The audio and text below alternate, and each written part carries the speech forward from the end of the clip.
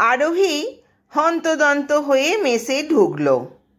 নিজের রুমে ফ্যানের সুইচটা অন করে চেয়ার টেনে বসে পড়ল মোবাইলটা নিয়ে। কি রে, এত গরম হয়ে কোথা থেকে এলি? আর বলিস না, আজ মাসের 20 তারিখ হয়ে গেল, এখনো বেতন পাঠায়নি জানিস। কি করে চলবে বলতো? অমৃতা বলল, কেন, তোর ব্যাংকে একটা টাকাও ব্যালেন্স থাকে না? আরোহী, থাকে অল্প কিছু, তাই দিয়েই তো চলছে, আর টানি কি করে? অমৃতা বলল, প্রতি মাসেই তো তোর এই রকম পরিস্থিতি হয়, কেন বলতো? যা বেতন পাস মাসের অর্ধেক হলেই শেষ করে ফেলিস, আর তারপর লোন। এইভাবে জীবন চলে? খরচটা একটু কম করতে পারিস না? প্রায় তো দেখি তোর নামে পার্সেল আসছে, আর তুই ধার করেই যাচ্ছিস। আরোহী বলল, চেষ্টা করি তো, হয় না, খরচ হয়ে যায়। গত মাসে মেসের রেন্ট দিতে দেরি হয়ে গিয়েছিল। অমৃতা বলল, হ্যাঁ জানি, আর তার আগের মাসে ঋতিকার সঙ্গে ঝগড়া করছিলিস, দেখলাম টাকা পয়সা নিয়ে। আরোহী বলল, তুই জানিস? কি বলবো বল, বন্ধু এরকম করতে পারে?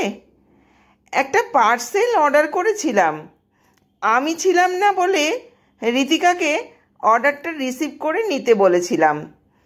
ক্যাশ অন ডেলিভারি ছিল, ঋতিকা রিসিভ করে নিয়েছিল, আমি মেসে আসতেই আমাকে পার্সেলটা দিয়ে গেল। আমার না টাকার কথা মনে ছিল না, আমি দিতে ভুলে গেছিলাম। কি বাজেভাবে বলল আমাকে জানিস? অমৃতা বলল, হ্যাঁ সবই শুনতে পাই, তবে তুই অভ্যেসটা পাল্টা, সবার কাছে তোর সম্মানটা নষ্ট হয়ে যাচ্ছে। আরোহী বলল, তুই ঠিক বলেছিস, এই মাসে স্যালারি পেলেই সমস্ত ধারের টাকা মিটিয়ে দেব। তবে কথা মতো কাজ কোনো দিনই আরোহী করে উঠতে পারে না, বিশেষ করে প্রসঙ্গ যখন টাকা পয়সার হয়। বেতন পেলেই শপিং পার্টি চলতেই থাকে। বাড়িতে টাকা পয়সা পাঠানোর সেরকম প্রয়োজন হয় না, তাই এইভাবেই জীবন চালাতে অভ্যস্ত হয়ে গেছে। বেতনের টাকা ব্যাংকে এলেই বেশিরভাগটাই শেষ হয়ে যায় 15 দিনের মধ্যে, বাকি 7 দিন কোনো রকমে কষ্ট করে, আর মাসের শেষের 7 দিন ধার করে।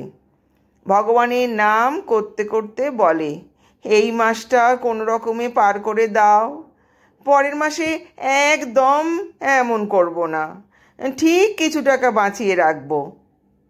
এইভাবেই আরোহীর জীবন বয়ে চলেছে। আজ সকাল থেকে শরীরটা ভালো লাগছে না আরোহীর, তাই অফিস যাওয়া হয়নি।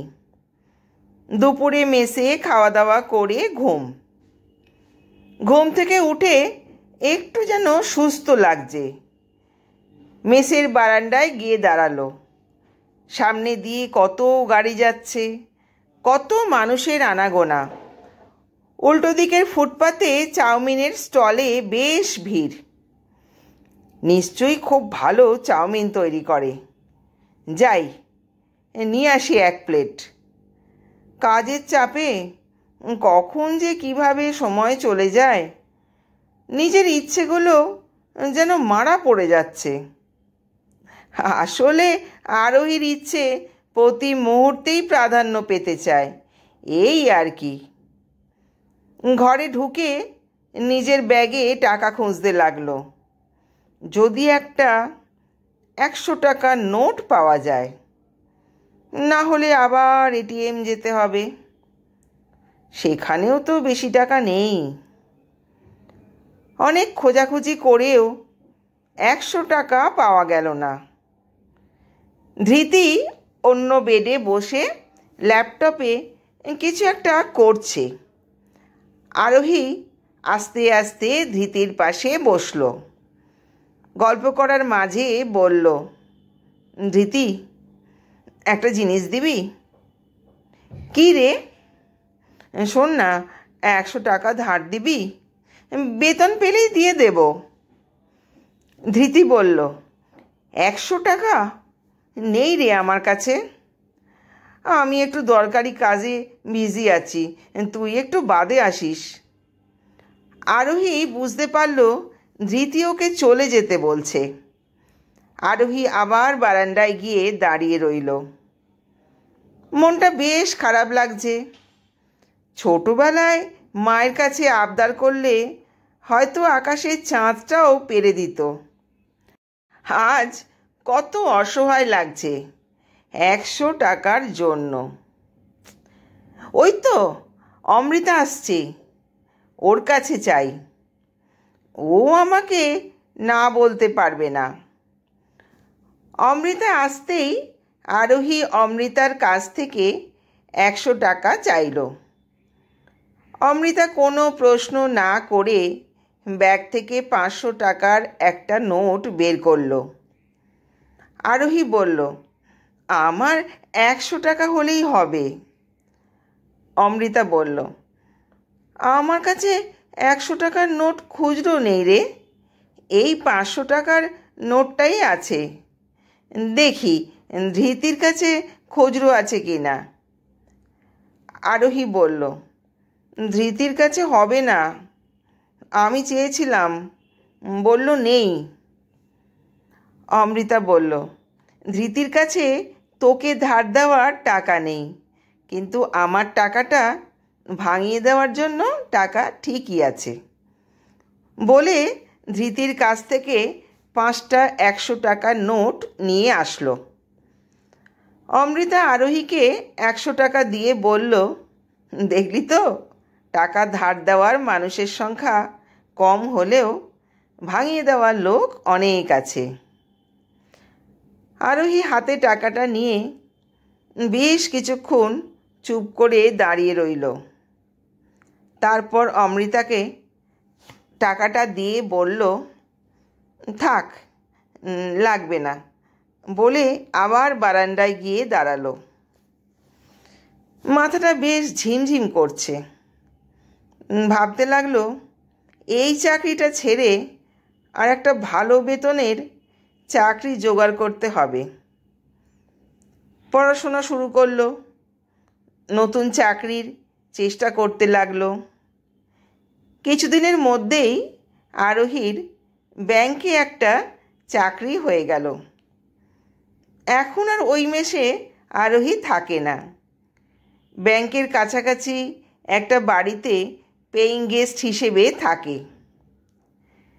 সেদিন আরোহী নিজের চেম্বারে বসে কাজ করছে। বেশ কয়েকটা বিজনেস লোনের অ্যাপ্লিকেশন জমা পড়েছে। আরোহী একটা একটা করে অ্যাপ্লিকেশন নিয়ে সেগুলো দেখে পাস অথবা রিজেক্ট করছে। হঠাৎ চেম্বার থেকে দেখতে পেল ধৃতি ওয়েটিং প্লেসে বসে আছে। আরোহী অ্যাপ্লিকেশন চেক করতে গিয়ে দেখে ধৃতি লোনের জন্য আবেদন করেছে। ধৃতি আরোহীকে লোন স্যাংশনের ডিপার্টমেন্টে দেখে খানিকটা স্বস্তি অনুভব করল। ভাবে, আরোহী নিশ্চয়ই আমার লোনটা পাস করে দেবে। ও চেম্বারের দরজাটা খুলে ঢুকতে গেলে আরোহী ধৃতিকে বলে, ওয়েট করুন, আমি ডেকে নেব। খানিকক্ষণ পরেই একজন লোক এসে ধৃতির হাতে সমস্ত ডকুমেন্ট দিয়ে চলে যায়। ধৃতি কাগজগুলো উল্টে পাল্টে দেখে লোনটা ক্যান্সেল লেখা আছে। ও আরোহীর চেম্বারে ঢুকে জিজ্ঞাসা করে, আমার লোনটা ক্যান্সেল করে দিলি কেন রে? টাকাটা আমার ভীষণ দরকার ছিল, দেখ না, যদি কোনোভাবে স্যাংশন করা যায়। আমি সব ডকুমেন্ট দিয়েছি। আরোহী বলল, হ্যাঁ দেখেছি, কিন্তু কোনো মিথ্যাবাদীকে কী ভরসায় লোন দিই বলতো?